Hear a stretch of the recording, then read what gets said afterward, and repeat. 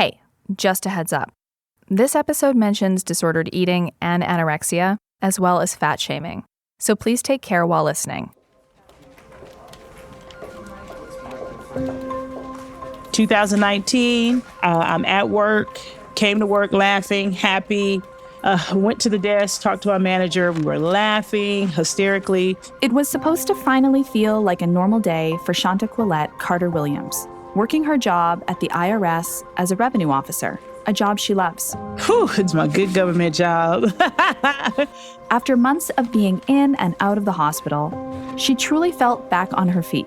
But her troubles were only beginning. So when I went to work, I remember telling my boss, I'm like, oh my God, guess what? We're gonna be seizing and taking taxpayer stuff all day, every day. Everybody better beware, I'm back. And about 5 minutes later, my manager said that he heard screaming. He heard me walk to my desk and he heard laughing. And then the laughing went to screaming. And he was actually thinking that it was an older coworker of mine who had maybe fell and hurt herself. And when he came around the corner, it was me, and I had collapsed at my desk.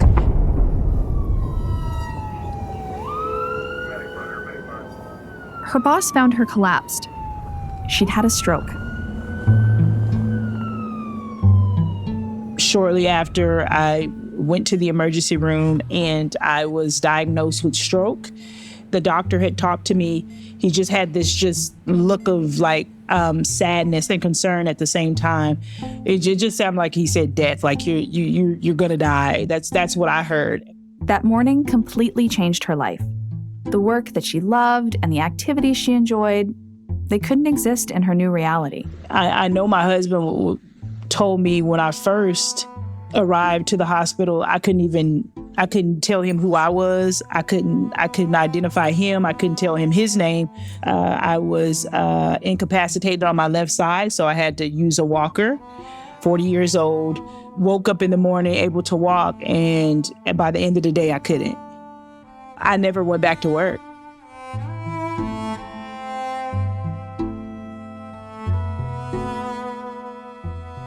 But what if something could give her life back? So I went into the office with my doctor and we were discussing options for me because I was considered morbidly obese and I was at risk for stage 2 diabetes. And so I had told her that I had been consulting with a doctor to get bariatric surgery to get the gastric sleeve. She thought that was ridiculous. She was like, don't do that to your body. If you do that, your body will never be the same. However, her doctor had another option to try. There is a weight loss drug. Then that's when she introduced the Wegovy Ozempic. She put in the prescription and I started the drug the next week. But that solution might also come with a couple tough questions.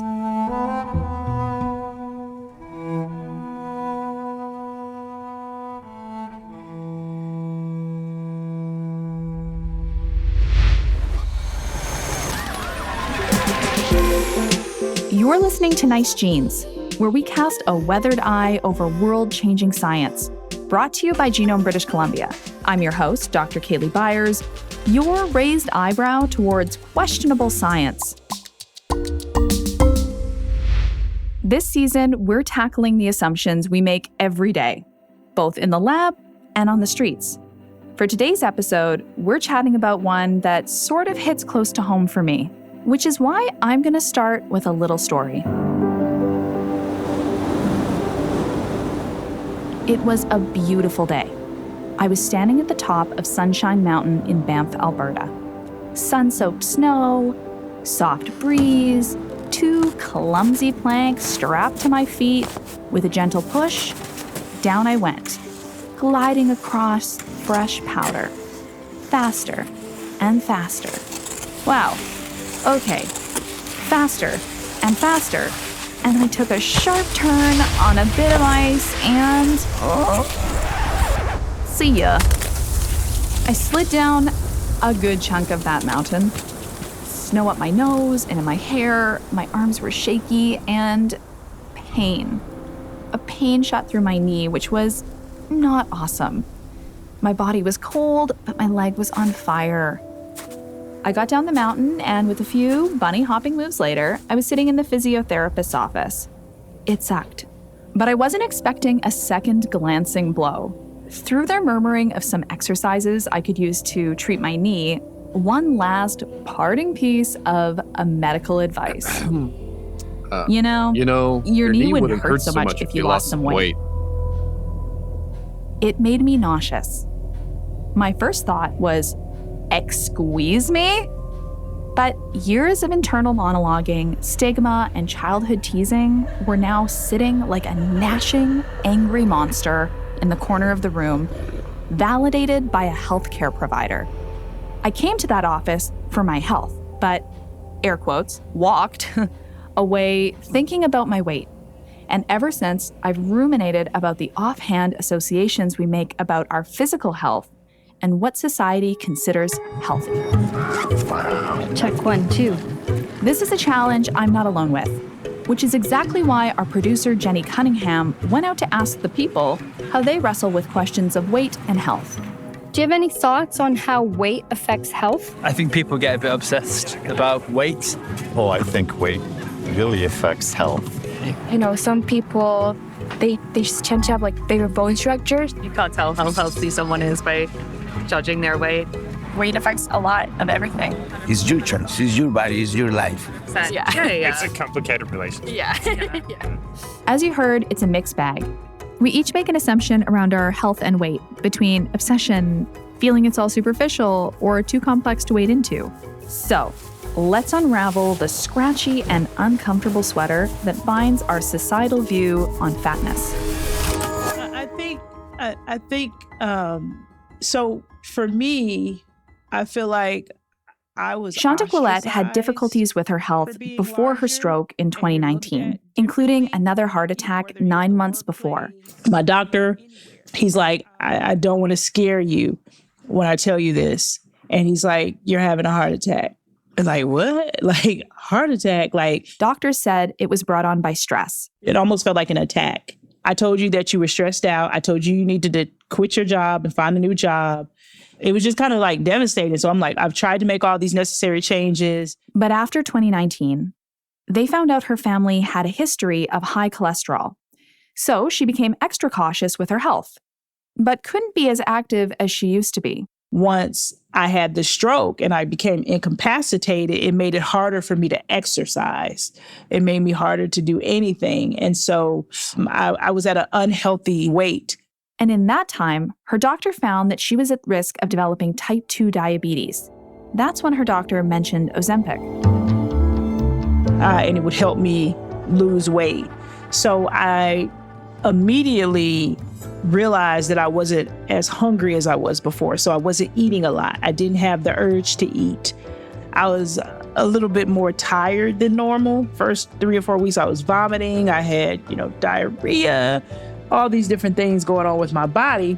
You get on this medication, you're not going to live a glamorous life. People take the medication, continue to eat bad, not exercise, and solely rely on the drug. And that's what I was doing. To get past the initial nausea and side effects, I was eating greasy foods. I love grapes. I love plums, causing my body to go haywire. And so she switched up her diet a little, and I noticed that the side effects went away. What I realized is that I needed help. For me, this drug changed my life. But what the heck is Ozempic anyway? Well, it's probably the most important breakthrough in the treatment of diabetes and obesity in human history. That's me sitting with Dr. Michael Lyon, A medical doctor and medical director of the Obesity Medicine and Diabetes Institute in Vancouver. And oddly, Ozempic has a sort of scaly history. It began with a researcher named Dr. Daniel Drucker. So Ozempic is several generations in, 30 or 40 years ago by Daniel Drucker. And it's the discovery of a hormone that's produced by the intestinal tract. It's a small fragment of protein, a peptide called GLP-1, glucagon-like peptide number 1. it was clear that this had potent physiological effects on several systems. And interestingly, they couldn't make the peptide back then, where you could extract a gene from the human genome and reproduce a peptide like we do for insulin and so on. So what they had to do is look around in nature for something analogous to GLP-1. And the initial discovery of an analog of GLP-1 was found in one of my favorite lizards, the Gila monster. That's right, Gila monster, specifically its venom.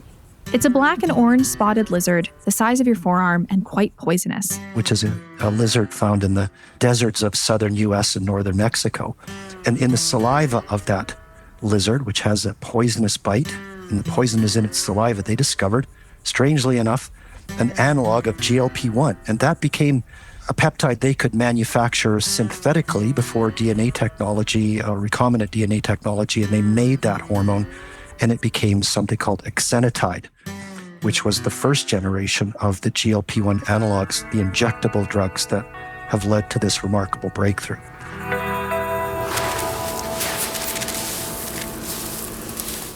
And then later we had Saxenda, which was when it was approved for the treatment of obesity at a higher dosage. According to 2019 statistics from the World Health Organization, 1.5 million people globally passed away due to type 2 diabetes. So something like Ozempic could be a lifesaver. Luckily, I had really great insurance. I wasn't paying the $1,600 or $1,500 a month that I know some people were paying. My insurance was covering the medication. And so I was getting ready to get my prescription for my 1.0 milligram, and they told me that they were out of stock. And so I was like, okay. And so they're like, call back tomorrow. And so I called back the next day. And then one day led to 2 weeks, and then 2 weeks led to 3 weeks. And so that's where I went through a period of not having the drug for almost 4 months. I basically gained all the weight back. That's the moment she realized that Ozempic was having a minute in the spotlight. People with type 2 diabetes. You may have heard about it headlining with celebrities using it and losing weight really fast. Demand for Ozempic and Mounjaro exploded as people documented their success stories using the drugs. It's too good to be true. When I look around this room, I can't help but wonder, is Ozempic right for me? Kim Kardashian and Real Housewives of Beverly Hills star Kyle Richards, who both lost a lot of weight in just a few months, have denied claims that they used Ozempic. You know, Mindy Kaling had an Ozempic party. Everybody gave themselves Ozempic injections, and they are now being widely prescribed for weight loss. It's become a very hip fad. Harriet Brown. I am a professor of magazine news and digital journalism. She's an author, journalist, and professor with Syracuse University. I would never criticize anyone for making any choices about their body, but I think it's deeply problematic. When she first heard about Ozempic, she was skeptical. If you're looking at financial interests, these are drugs that you have to take for the rest of your life, basically, because the minute you stop taking them, you will regain weight. So there's, again, a lot of money to be made. She spent much of her career grappling with the questions we have about our weight and health. And she fears that drugs like this are just another stone that rolls us further down the path of obsessing about our weight. The bigger issue, I think, is that, the American Pediatric Association, for instance, is now recommending weight loss treatment for kids as young as 2. They recommend talking about bariatric surgery for kids as young as 13. And I'm really afraid that that's going to be one of the big consequences of this new class of drugs, semaglutide, they're GL1 receptors. So I think, again, it's going to be perceived as, well, now there's finally a treatment for obesity and now everyone should be taking it. It's really worrisome. But for Harriet, disentangling our perceptions around weight and health, well, it's deeply personal. First of all, being an American woman, I think, and I grew up in the 60s.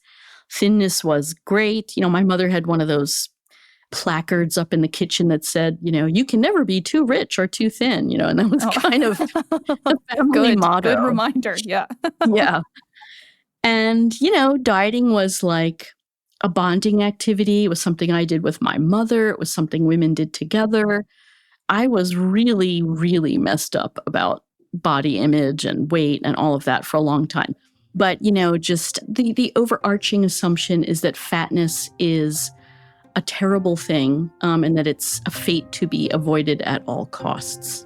And I was kind of outraged to discover that no, the science around weight and health is poor and highly tainted and not at all proving what we all assume to be true. And then I just fell down the rabbit hole of it.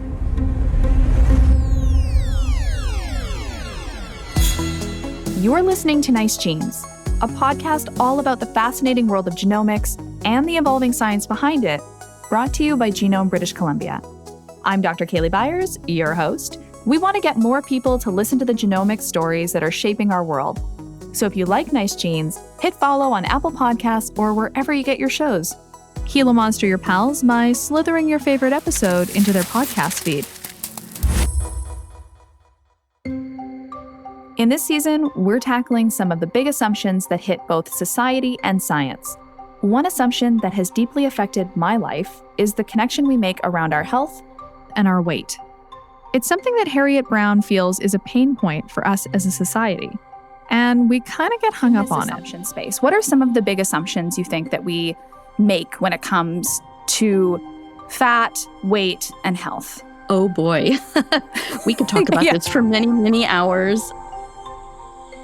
A few of the most common and most deeply held ones are, we assume that fatness is unhealthy.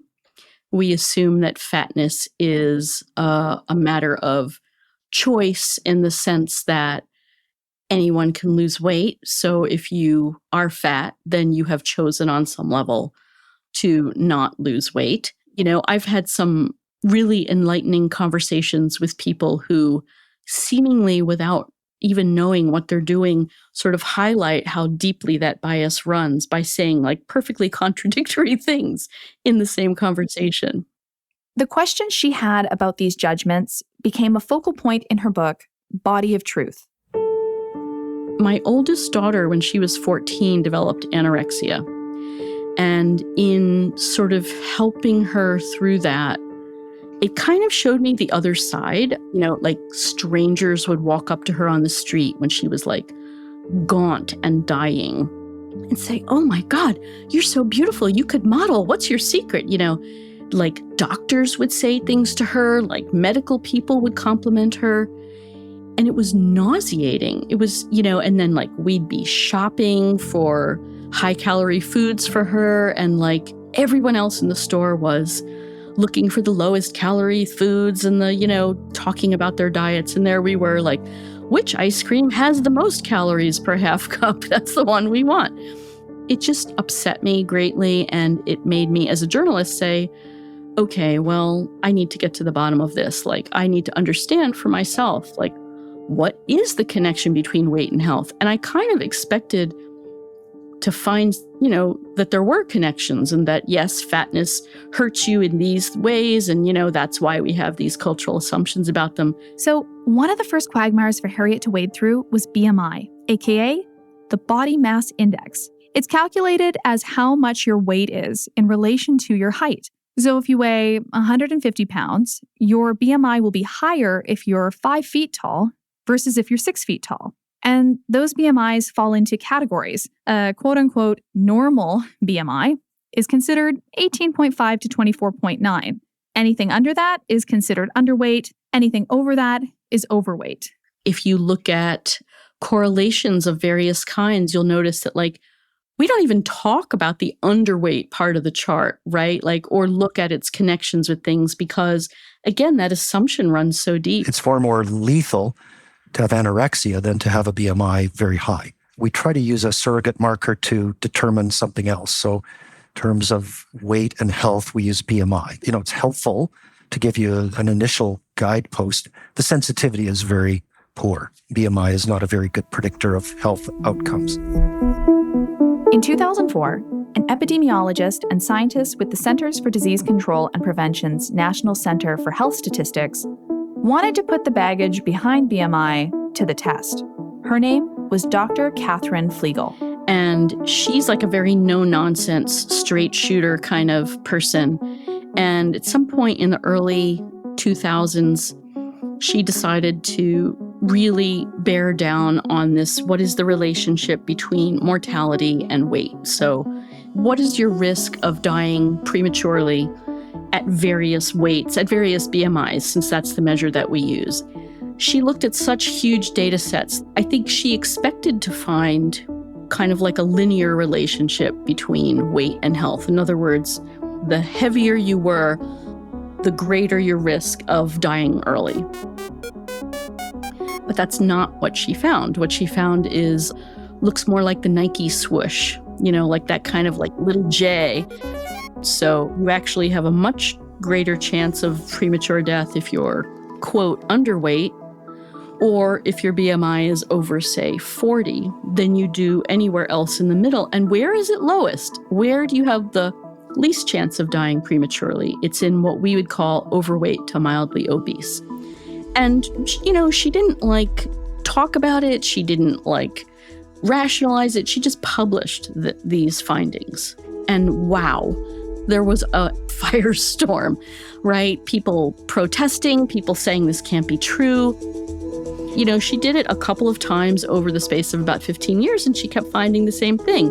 And she was like, look, I don't know what to tell you. This is what the data says. Make of it what you will. That my job isn't to interpret it. My job is just to put it out there. So I wonder about weight and health. We often frame it as a very clear line, right? Once you're above a certain threshold, you are going to not be well. If you're below a certain threshold, that's the same thing, even though we don't talk about that nearly as much.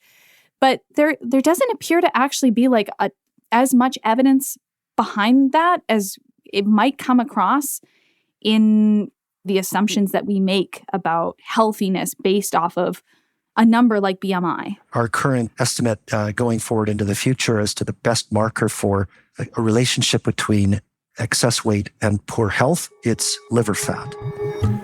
In our clinic, we have a very sophisticated tool called the FibroScan. It uses an ultrasonic wave to measure both liver fat and fibrosis in the liver, or scarring. And it's pretty clear that liver fat is probably the single most easy thing to correlate excess weight with poor health outcomes. Epigenetics plays a huge role here. And if we could map the epigenetics of someone with higher BMI, we would see that those with liver fat are the ones that are going to have all kinds of inflammatory systems turned on, and things like insulin resistance and resistance to GLP-1. Ozempic is really a long-lasting form of GLP-1. I mean, I've delved into some of the big studies that say, look, we have found this cause and effect thing, and have big methodological problems. Let's just put it that way. I mean, I looked at studies during my 5 years of diving into this. I saw studies that were sample size of 14, Another thing that those studies often do is they only follow people for a very short time.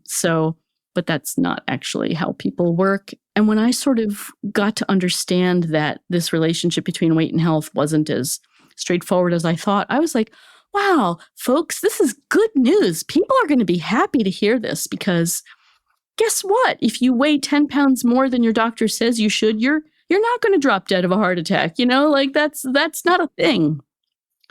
And I was kind of shocked at first that people did not want to hear it. People resisted this mightily, and they still do. And it took me a while to sort of understand, we're so steeped in this relationship between weight and health. Before I wrote the book, I did reported some stories for the New York Times about, for example, it was just looking at what are some of the effects of weight stigma on people. They have physical health effects, mental health effects, whatever. And wow. And, the New York Times is a reasonably educated audience, I mean, the hate emails that I got, the horrible, nasty comments on every story I wrote, or if you look at reviews of the book on Amazon, you'll see people writing things like, stop eating donuts, you disgusting pig, and go for a walk, which is rooted in those assumptions, again, that fat people just are sitting on the couch, eating bonbons all the time, and lazy. And you know what? if you want it, if that's what you chose to do, that would also be your right to do that. But anyway, those assumptions get applied to everyone. So yeah, it's I honestly sort of stopped writing about this subject because it was so bruising at a certain point.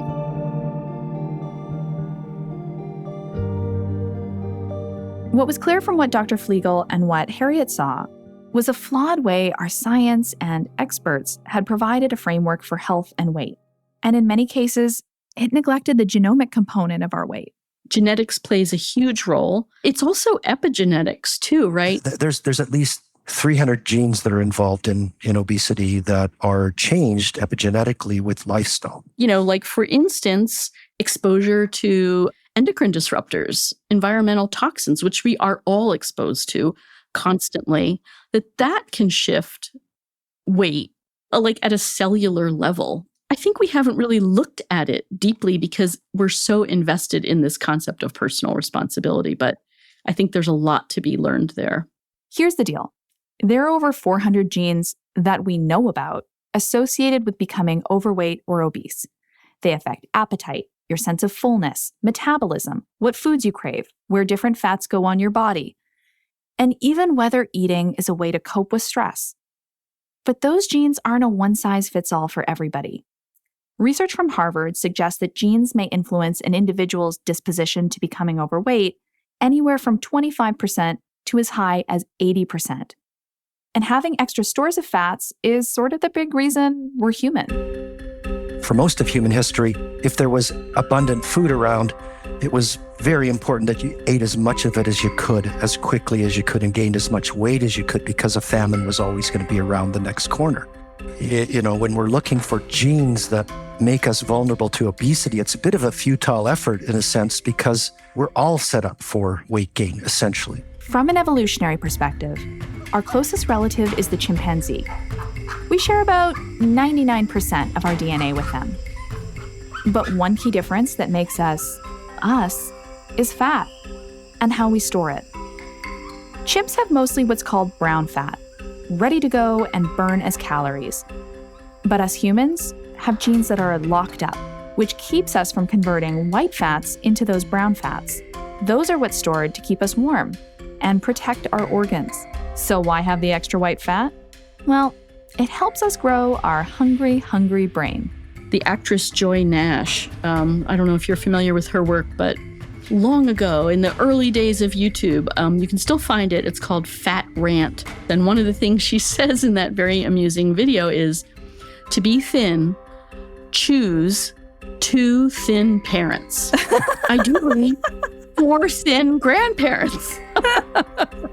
Excellent.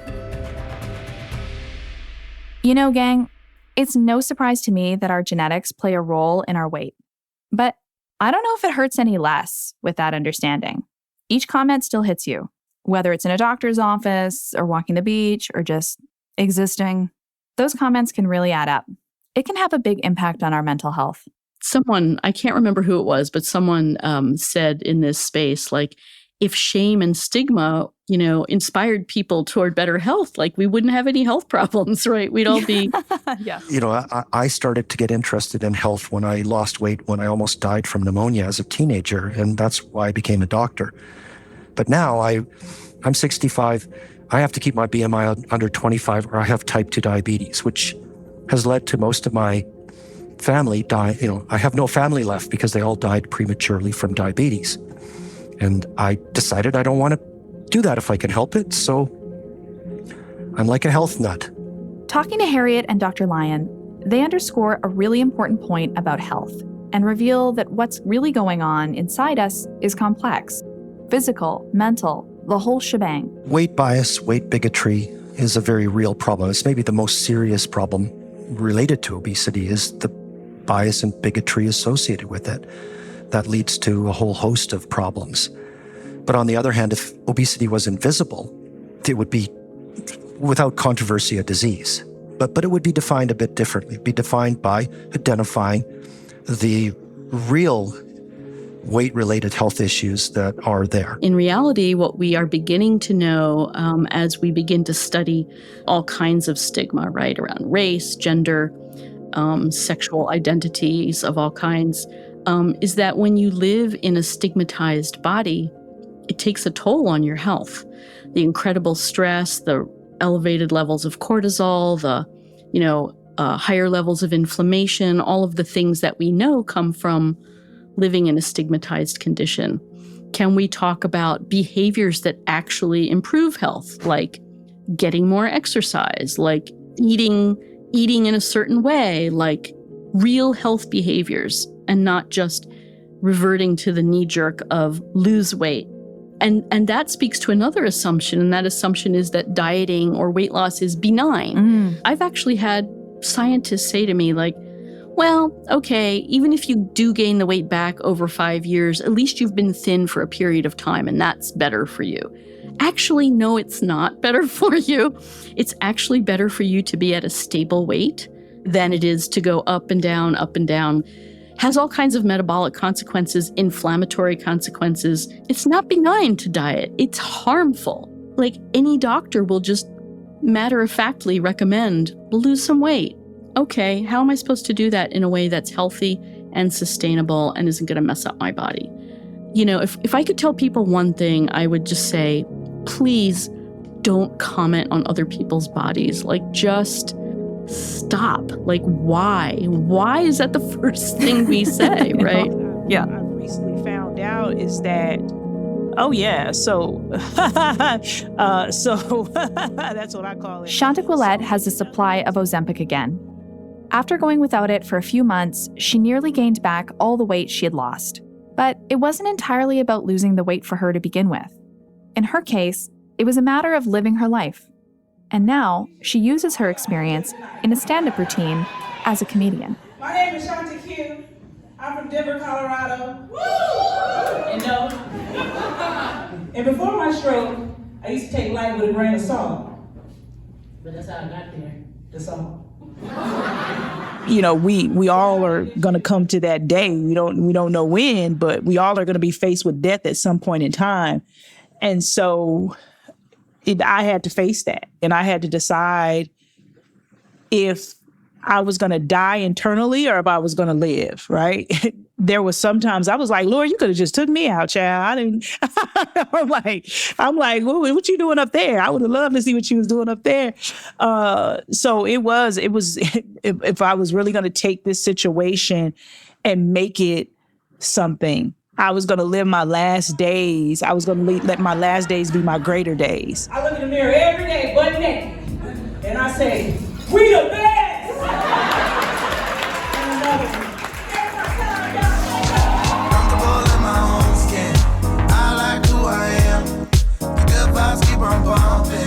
Turn it up, that's my jam. I feel good. How you feeling? I feel good. So good. Our guests for today were Harriet Brown, author and professor at the S.I. Newhouse School of Public Communications at Syracuse University, Dr. Michael Lyon, medical director of the Obesity Medical and Diabetes Institute, and ShantaQuilette Carter Williams, heart and health advocate and comedian.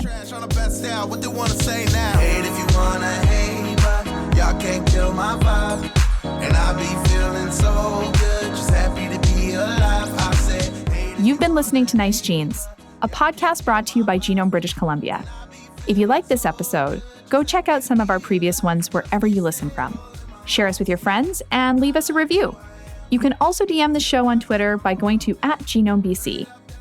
And if you're listening with kiddos or you're a teacher looking to spice up your lessons, we have learn-along activity sheets added to the show description of each episode. Comfortable in my own skin. I like who I am. The good vibes keep on bumping. Turn it up, that's my jam. I feel good. How you feeling? I feel good. So good. And if you like Gila monster venom, it's just the tip of the iceberg for powerful poisons. Join us on our next episode for a ghoulish dive into titillating toxins. I also want to ask, so you were talking about sort of this early mindset about colonialism and toxins. How did that relate back to sort of like early pharmacology? I think a lot of it was also based on the idea of, specifically applied poisons. Right. However, they weren't very good at it. So we saw things like arsenic used as cure-all. We saw patent medicines. We even see now colloidal silver, people ingesting colloidal silver, which is really, really dangerous. And people would ingest these dangerous metals because at that time, I think there was a lot, again, of this Dominion idea of we can conquer illness. I love creepy crawly season. So we look forward to sharing another spotty tale with you next time.